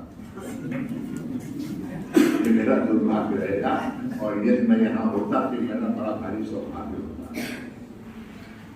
ये बहुत बड़ी प्रेरणा की चीज है इस उम्र में एक विद्यार्थी होकर के ज्ञानार्जन करना। संस्कृत में कहा गया है, न ज्ञानेन सदृश्य पवित्रमी विद्यते। इस संसार में ज्ञानार्जन से पवित्र कोई चीज नहीं, किसी भी उसके ऊपर कोई प्रतिबंध पूर्ण का नहीं। सभागार में उपस्थित के छात्रों एवं छात्राओं,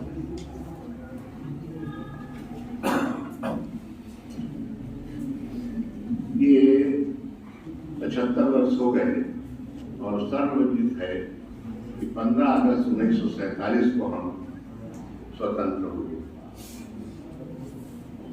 अंग्रेजों की दास्ता से, उनके क्रूर शासन से हमको मुक्ति मिली। स्वतंत्र शब्द के शाब्दिक अर्थ क्या सब जानते हैं। संस्कृत में इसका अगर संक्षेप करें तो स्व बस तंत्र। स्व माने अपना और तंत्र माने शासन। स्वतंत्रता का मतलब है अपना शासन। जो स्वतंत्रता के का आह्वान करने वाले महापुरुष थे, उन सभी का कहना था कि स्वतंत्रता हमारा जन्मसिद्ध अधिकार है और ये हमें मिलना चाहिए।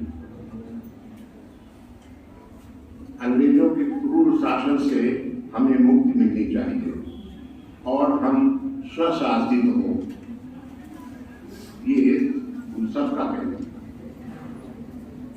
स्वतंत्रता प्राप्ति के लिए अपने प्राणों की आहुति देने वाले क्रांतिवीर सरदार भगत सिंह जी, चंद्रशेखर आजाद, नेताजी सुभाष चंद्र बोस आदि अनगिनत क्रांतिवीरों का और हमारे अहिंसा के पुजारी महात्मा गांधी, सरदार लौह पुरुष सरदार वल्लभ भाई पटेल जैसे राजनेता, इन सभी का ये सपना था कि हम स्वशासित हों स्वतंत्रता के बाद। लेकिन स्वशासन के लिए कुछ नियम होते हैं, कुछ कायदे होते हैं। तो ये प्रश्न उठा कि भाई हम स्वशासन तो करेंगे, करना चाहते हैं, लेकिन कैसे? तो संविधान बनाने का विचार आया। कॉन्स्टिट्यूएंट असेंबली गठित हुई। ज्यादा उसमें मैं नहीं जाऊंगा, कितनी उसकी सभाएं हुई, कितने संशोधन हुए, कितने किस पार्टी के लोग उसमें शामिल थे, तमाम बातें। अल्टीमेटली 26 नवंबर 1949 को परम पूज्य और श्रेष्ठ कानूनविद डॉक्टर भीमराव अंबेडकर के सभापतित्व में संविधान तैयार और उसी दिन, जहां तक मैंने पढ़ा है, केवल 15 अनुच्छेदों को प्रवृत्त किया गया और शेष प्रावधानों को डेफर कर दिया गया। तो हम ये कह सकते हैं कि 26 नवंबर 1949 को हमारे भारत देश ने संविधान को अंगीकृत किया और तत्पश्चात 26 जनवरी 1950 को उसके शेष प्रावधानों को प्रवृत्त किया गया। तो date of enforcement of our Indian constitution is 26 January 1950 और उस तारीख को हमारा देश भारतवर्ष संप्रभुता संपन्न, समाजवादी, पंथनिरपेक्ष, लोकतांत्रिक गणराज्य स्थापित हो गया।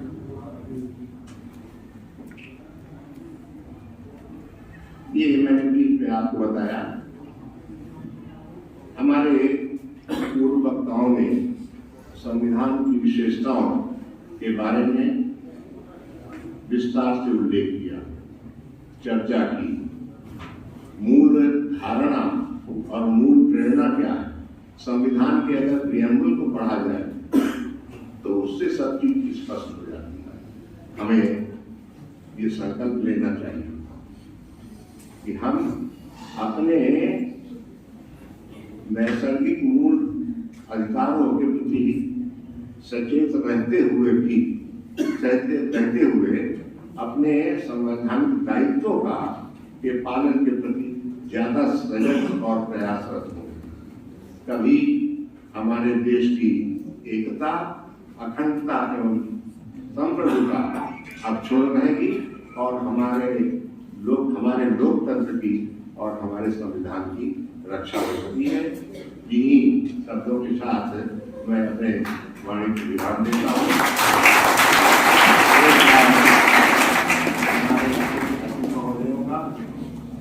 मैं बहुत हार्दिक अभिनंदन अभिनंदन करता हूँ और धन्यवाद देता हूँ। और मुझे सुनने के लिए आप लोगों ने समय दिया, इसके लिए मैं आप सभी का बहुत बहुत आभार व्यक्त करता हूँ। धन्यवाद। आदरणीय अध्यक्ष जी का बहुत बहुत धन्यवाद, जिन्होंने विषय की बहुत ही आसान व्याख्या करके हमारे छात्रों को उत्साहित किया। उनका उद्बोधन निश्चय ही छात्रों के लिए प्रेरणा का स्रोत रहेगा। धन्यवाद सर। इस कार्यक्रम की अगली कड़ी में मेरा प्राचार्य जी से निवेदन है कि वो हमारे आज के विशिष्ट वक्ता डॉक्टर आशीष श्रीवास्तव जी का माल्यार्पण एवं शॉल द्वारा स्वागत करें।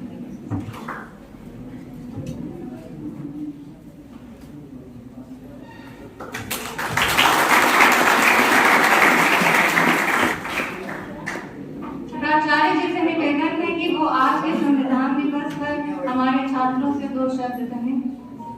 धन्यवाद अमृता जी। आज का दिन हम लोग संविधान दिवस के रूप में मनाते हैं क्योंकि 26 नवंबर को सर्वप्रथम 1930 में पहली बार देश के लिए एक संविधान होगा, ऐसी संकल्पना बनी थी। इसीलिए जब पहली बार 26 नवंबर को 26 जनवरी 1930 को गणतंत्र दिवस मनाया, लेकिन जब 26 नवंबर को हमारा संविधान बन के तैयार हुआ था, तब भी हमने गणतंत्र दिवस यानी अगले 2 महीने बाद अपना रिपब्लिक डे मनाया। लेकिन 26 नवंबर को जो संविधान हम लोगों ने अपनाया था, उसके अंतिम 3 शब्द हमारे लिए हमेशा प्रेरणा स्रोत रहेंगे कि इस संविधान को हम लोग अंगीकृत, अधिनियमित एवं आत्मार्थित करते हैं, क्योंकि इन तीनों संविधान शब्दों में ही इस संविधान के प्रति हमारा क्या उत्तरदायित्व है यह छिपा। तो जब हम कहते हैं अंगीकृत करते हैं, अधिनियमित करते हैं, आत्मार्पित करते हैं, और कौन लोग करते हैं? हम भारत के लोग। हम भारत के लोग जब इसको अंगीकृत, अधिनियमित, आत्मार्पित करते हैं, यानी हमने इसे बनाया है, अपने लिए बनाया है, अपने देश की सुविधा के लिए बनाया, अपने देशवासियों के विकास के लिए बनाया। लेकिन यह भारत के द्वारा निर्मित पहला संविधान नहीं। भारत का प्राचीनतम संविधान या दुनिया का प्राचीनतम संविधान जिसे कहा जाता है, आप में से पिछले बार भी हमने इस पर चर्चा की थी, किसी को याद हो तो कोई बताएगा इसे कहा जाता है? दुनिया का प्राचीनतम संविधान जो भारत में ही बना था, कौन सा है? कौटिल्य का अर्थशास्त्र। कौटिल्य का अर्थशास्त्र राजशास्त्र पर और राज्य संचालन के लिए लिखा गया सर्वश्रेष्ठ संविधान है, जिसका आज भी कोई विकल्प नहीं। तो संविधान के बारे में बहुत सारी चर्चाएं, उसके मूल्यों को लेकर के, उसको कैसे लागू करना है, उसको लेकर के बहुत सारी चर्चाएं आपके बीच में हो चुकी हैं। मैं हमेशा अभी मैं कॉलेज के विभागों में इस बात का उल्लेख कर रहा हूँ, बार बार कर रहा हूँ कि हमारे अतिथियों के द्वारा सेमिनार आयोजित हो रहे हैं, लेकिन अब स्टूडेंट एक्टिविटीज भी बढ़नी चाहिए, क्योंकि छात्र केवल श्रोता के रूप में बैठे, यह इस महाविद्यालय के अध्ययन के लिए बहुत ज्यादा उपयोगी नहीं। छात्रों की भी अभिव्यक्ति सामने आए। तो अभी कई विभाग अपनी तैयारी कर रहे हैं, इस विभाग के लिए भी एक टास्क है हमारे पास में, और आप सब विद्यार्थी बैठे हुए हैं। 2 प्रश्न जिसको मैं अक्सर करके चर्चा करता हूँ, अक्सर करके सर्वे में डालता हूँ। पहला प्रश्न है व्हाई डेमोक्रेसी? लोकतंत्र ही क्यों? क्या लोकतंत्र दुनिया का सर्वश्रेष्ठ शासन प्रणाली है? लोकतंत्र इस दुनिया में 200 साल पहले आया, उसके पहले हजारों सालों तक लोकतंत्र नहीं था। तो क्या दुनिया में श्रेष्ठ शासन व्यवस्थाएं नहीं थी? इस पर एक डिबेट होनी ही चाहिए। और भारतीय लोकतंत्र का जो स्वरूप है या दुनिया का लोकतंत्र का जो स्वरूप है, एक व्यक्ति एक वोट, क्या वास्तव में वह हमारे शासन प्रणाली को जस्टिफाई करता है? एक व्यक्ति एक वोट का सिस्टम हमको कहां ला करके खड़ा कर देता है? रैशनैलिटी और इस इरैशनैलिटी यानी बौद्धिकता और अबौद्धिकता यानी निर्णय लेने की परिपक्वता, उसको कहां चुनौती देता है यह लोकतंत्र का एक व्यक्ति एक वोट का सिस्टम? इस पर भी हमको चर्चा करनी चाहिए। तो इस पर भी एक वाद विवाद प्रतियोगिता इस विभाग के द्वारा होनी चाहिए कि व्हाई डेमोक्रेसी? लोकतंत्र ही क्यों? और दूसरा प्रश्न यह उठता है कि एक व्यक्ति एक वोट का सिस्टम क्या हमारे लोकतंत्र की मूल भावना या मूल लक्ष्य को प्राप्त करने के लिए मार्ग प्रशस्त करता है? दोनों पक्ष हो सकते हैं। हमने कहा वाद विवाद होनी चाहिए, हमारे छात्रों के बीच में वाद विवाद होनी चाहिए और खुल के वाद विवाद होनी चाहिए। दोनों के पक्ष हैं, दोनों के विपक्ष हैं। लेकिन जब हम प्रोफेशनल रिप्रेजेंटेटिव सिस्टम की बात करते हैं, व्यावसायिक प्रतिनिधित्व की बात करते हैं, यह इस संविधान के लिए एक बड़ा प्रश्न है। क्योंकि एक व्यक्ति, माननीय हमारे महामहिम राष्ट्रपति जी भी हैं, उनको भी एक वोट देने का राइट है। और समाज में तमाम ऐसे लोग जो विकृत मानसिकता के हैं, उनको भी एक वोट देने का राइट है।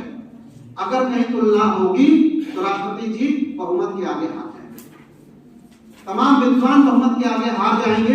तो क्या यह लोकतंत्र का सार्थक स्वरूप है? यह लोकतंत्र हमारे उन लक्ष्यों को प्राप्त करने का, यह संविधान उसको मार्गदर्शन करता? रूल ऑफ लॉ की बात करते हैं हम लोग। तो जब इन सब चीजों को प्रश्न करेंगे, क्योंकि हम लोगों ने सबसे बड़ी, हम लोगों की कमी क्या होगी इस लोकतंत्र में, हमने सवाल उठाना ही बंद कर दिया। 1975 की आजाद जब आंदोलन हुआ था जेपी जी का, हमें लगता है तब तक तो सवाल उठाए गए, हमारे शासक के लोगों से सवाल उठाए गए, हमारे नेताओं से सवाल उठाए गए। उसके बाद की जो पीढ़ी आई उसने सवाल उठाना ही बंद कर दिया। और जहां सवाल नहीं उठाए जाते, मंथन नहीं होता, वहां शुद्धिकरण नहीं होता और लोकतंत्र तमाम विकृतियों से ग्रस्त होता है। उन विकृतियों के से जूझने के लिए हम कहते हैं ना, दही को मथेंगे तो माठा और उससे घी निकलेगा। वो लोकतंत्र को भी मथना पड़ता है, उसके विकृतियों को मथना पड़ता है, उसको बार बार उसको घिसना पड़ता है, रगड़ना पड़ता है, तब परिपक्व लोहा निकलेगा, इस्पात बनाना पड़ता है। वह मंथन की प्रक्रिया हम चाहते हैं हमारे महाविद्यालय के छात्रों की तरफ से शुरुआत हो। हमारे महाविद्यालय के छात्र एक नई परिपाटी शुरू करें, लेखन के द्वारा, चर्चा के द्वारा, परिचर्चा के द्वारा, वाद विवाद के द्वारा। तमाम प्रतियोगिताएं छात्रों के बीच में आयोजित होंगी और स्कूल ऑफ थॉट डेवलप हो यहाँ से, school of thought of SD college develop हो यहाँ से। इसी से हम दुनिया के लिए, क्योंकि आपको ध्यान होगा कि अभी हम लोगों ने पूर्व छात्र सम्मेलन किया, उसमें ऐसे ऐसे छात्र आए थे जिनकी अवस्था 80 वर्ष थी, लेकिन दे आर लेजेंडरी। आया है 10-15 सालों में, हालांकि लोग संक्रमण काल में होंगे, कहीं स्थापित होंगे 10-20 साल बाद, लेकिन वो क्रम बंद न हो जाए, उन विद्वानों का क्रम बंद न हो जाए। एसडी कॉलेज लगातार विद्वान देते रहे, लगातार समाज सेवा के लोग देते रहे, लगातार आगे देते रहे। इसलिए मंथन, लेखन, चिंतन, इस परंपरा को बढ़ाते रहना चाहिए, परिचर्चा का विषय बढ़ाते रहना चाहिए। तो आप लोगों को जो टास्क दिया है, उम्मीद है कि 1-8 महीने में आप लोग पूरी तैयारी के साथ फिर से यही इकट्ठे होंगे हम लोग और उस पर चर्चा करेंगे। मैं मंचासीन समस्त अतिथियों का सर्वप्रथम अपने आदरणीय अध्यक्ष जी का स्वागत कर धन्यवाद करता हूं, क्योंकि आपका समय बहुत महत्वपूर्ण होता है, वरिष्ठ अधिवक्ता हैं यहाँ के कोर्ट के और हम लोगों का मार्गदर्शन करते हैं। मैं आपके प्रति आभारी हूँ कि आप यहाँ आए और हम सबको अपना कुशल मार्गदर्शन आपने दिया। हमारे प्रबंध समिति के सचिव जो हम लोग के अभिभावक हैं, अब इनका इस अवस्था में इस सक्रियता से काम करते हैं, हम लोग के लिए प्रेरणा स्रोत है। विपरीत स्वास्थ्य की परिस्थितियों में भी आप लगातार काम करते हैं, कॉलेज की चिंता करते हैं और कॉलेज के कड़कड़ की चिंता करते हैं। और आप हम लोग के लिए अत्यंत सुखद भी है कि यह इस महाविद्यालय के विज्ञान संकाय के प्रथम सत्र के छात्र भी हैं। तो आप यहाँ के छात्र सचिव भी हैं, महामंडल के अध्यक्ष भी हैं, हम लोगों के लिए हमेशा प्रेरक और मार्गदर्शक रहे हैं। मैं आपका भी यहाँ पे स्वागत करता हूँ और आभार व्यक्त करता हूँ कि आपके निर्देशन में यह महाविद्यालय उत्तरोत्तर प्रगति करता है। आप भी छात्र भी रहे हैं और शिक्षक भी रहे हैं, इसके लिए भी विशेष रूप से हम लोग आभारी हैं आपके और हम लोग के अभिभावक हैं। मैं आज के कार्यक्रम के मुख्य वक्ता प्रोफेसर आर.के. उपाध्याय जी का भी हार्दिक स्वागत, अभिनंदन, हम आभार व्यक्त करता हूँ। आप अति विशिष्ट विद्वान हैं विधि के क्षेत्र के, लेकिन सामाजिक चिंतक भी हैं, समाज की संवेदनाओं की नस पकड़ते हैं, समाज की चिंता, समाज की पीड़ा को बहुत बारीकी से जानते हैं। जब हम लोग पर चर्चा करते हैं, हमारे तो मित्र भी हो गए हैं, पिछले 1 वर्षों में हम लोग समान दौर से गुजरे हैं, तो हम लोग जब चर्चा करते हैं तो वो समाज की उस बात पर चर्चा करते हैं। जैसे आपने वो नया आयाम इन्होंने दिया, अभी आपने चर्चा की होगी तो सामान्य रूप से संविधान क्या है, कितने भाग है, कितने अनुच्छेद है, इस पर चर्चा की, लेकिन उसका जो दर्शन है, संविधान सिर्फ कानून लिखने से नहीं बन गया। उसमें कहीं विवेकानंद दिखेंगे आपको, कहीं रामकृष्ण परमहंस दिखेंगे आपको, कहीं टैगोर दिखेंगे, कहीं तिलक दिखेंगे, उसमें कहीं भगवान राम दिखेंगे, कहीं गीता दिखेगा, कहीं उपनिषद दिखेगा। उस चीज से भी व्याख्या करना शुरू कर, और वो एक दृष्टिकोण जो आपने दिया, 5 मूल्य इस संविधान में, सत्य, अहिंसा, अंत्योदय से 5 मूल्य जो उन्होंने दिए, ये सारे 5 मूल्य आपको नई दिशा देंगे। और ऐसे विशिष्ट विद्वान का हमारे बीच में आगमन हमारे महाविद्यालय के लिए सौभाग्य का विषय है। आशीष जब भी हमारे महाविद्यालय में आते हैं हमें लगता है कुछ नया मिलने वाला है, क्योंकि ये हमारा आतिथ्य स्वीकार करते हैं सामान्य व्यक्तित्व जो आपके सामने बैठे हैं, इंटरनेशनल फेम के व्यक्तित्व, लेकिन हमारे एक छोटे से निवेदन पर हमारे बीच में आ जाते हैं और भारतीय संविधान पर जिसकी विशिष्ट पकड़ है और संक्षेप में आपको इन्होंने बताया कि भारतीय संविधान के वो तत्व जिनको हमको स्वीकार करने से पहले उस पर आत्मचिंतन करना चाहिए। हम क्यों स्वीकार करते हैं भारतीय संविधान, क्या हमारी मजबूरी है। ऐसे आशीष जी का भी यहाँ हार्दिक स्वागत वंदन अभिनंदन है और आभारी हूँ कि आपने इस विषय पर हमारे छात्रों का मार्गदर्शन किया।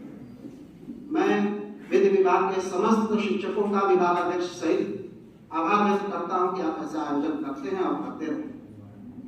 मैं अपने महाविद्यालय के पूर्व प्राचार्य डॉक्टर अशोक तिवारी जी का भी आभारी हूँ, क्योंकि विपरीत स्वास्थ्य की परिस्थितियों में भी आप लगातार इस महाविद्यालय के लिए अपनी सेवाएं दे रहे हैं और ईश्वर आपको इसी तरह सामर्थ्यवान बनाता रहे ताकि महाविद्यालय उत्तरोत्तर आपकी सेवाएं देता रहे। यहाँ पे उपस्थित समस्त छात्रों का, मीडिया कर्मियों का, समस्त अन्य बंधुओं का मैं आभारी हूँ। आप अपना समय दे करके हमारे कार्यक्रम को प्रसारित करेंगे, ऊर्जा को आगे ले जाएंगे। इन्हीं बातों के साथ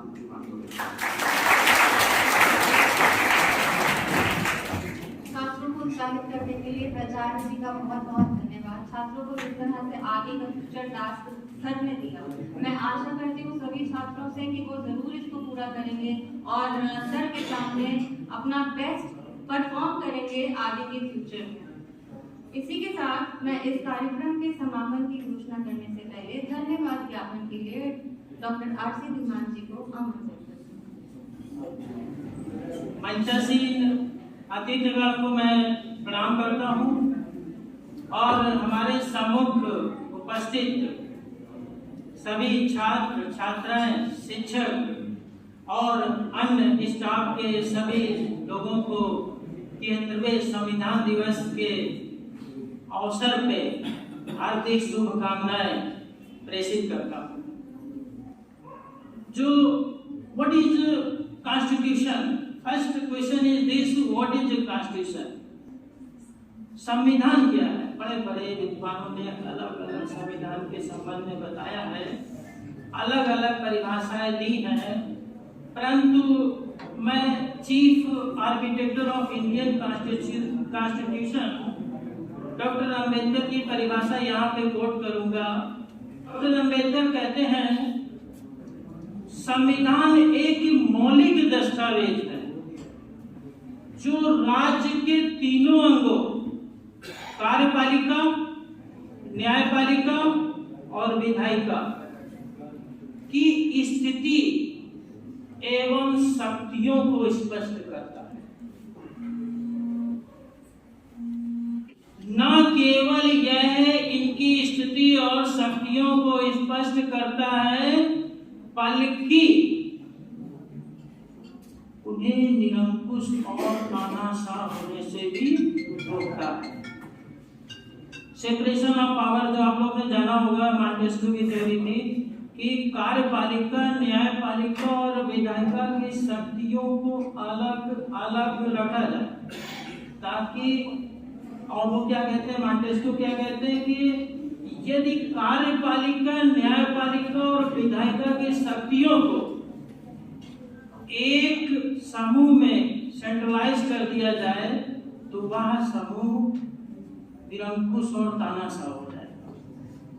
इसलिए कार्यपालिका की शक्ति अलग, विधायिका की शक्ति अलग और न्यायपालिका की शक्ति अलग। हालांकि हमारे भारत के संविधान में सेपरेशन ऑफ पावर को स्ट्रिक्टली नहीं लिया गया, वो अमेरिका में लिया गया, कठोर रूप से वहां पे अडॉप्ट किया गया। भारत में जब हम आर्टिकल 50 को देखते हैं तो वहां पे सेपरेशन ऑफ पावर का भाव नजर आता है, आर्टिकल है।